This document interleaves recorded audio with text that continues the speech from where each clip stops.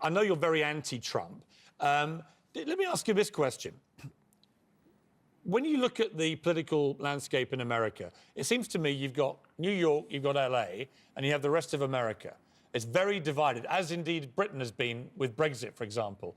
Do you see a way that the Democrats can actually beat and unseat Donald Trump? Because I would imagine now we're beginning to gear up to the 2020 election in a few months' time. How are you actually going to beat this guy? Well, there's so many issues involved with that question. First of all, Democrats did beat Donald Trump by 3 million votes. I personally have some issues with those states in which Donald Trump surprisingly took the electoral votes, Ohio, Wisconsin, Pennsylvania, and so on.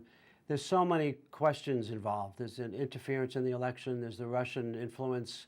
If every Democrat voted in America, if they voted, a Democrat would win every single time, because there are many more Democrats than Republicans.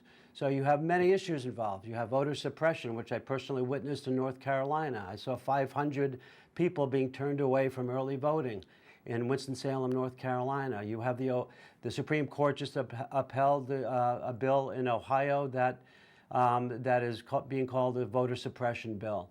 So when people are allowed to vote, when they don't have to wait 7 hours online, when they don't have to leave their work and be punished monetarily and financially for voting, a Democrat will win every time, especially in this case. Richard, Trump is not going to get more than 36, 37% of the vote. Richard, so how are we going to do it? We want to ensure that Americans are allowed to get to the polls and vote. And B, we have to make sure that the regular American, whether Democrat or Republican, is motivated to make a difference. There's one more point. Donald Trump came in third in this election.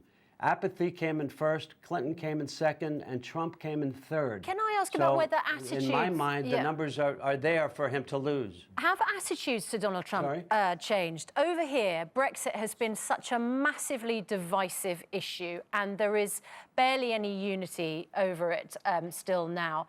And there is a massive argument over whether people might have changed their minds. There's no strong evidence, I don't think, that people have changed their minds over whether they would have voted for Brexit or not. I wonder if it's the same over in America. He's got so many critics, and he seems to do so many things which, are potentially hurtful, the immigration issue, separating families, the race issue. But do you see any evidence that anybody's changed their mind over President Trump, or would those people who voted for him still go ahead and vote for him?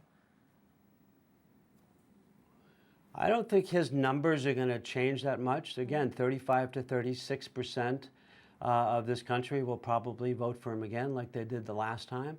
The question is everybody else. The question is, are people who didn't vote last time going to be motivated to get out and vote?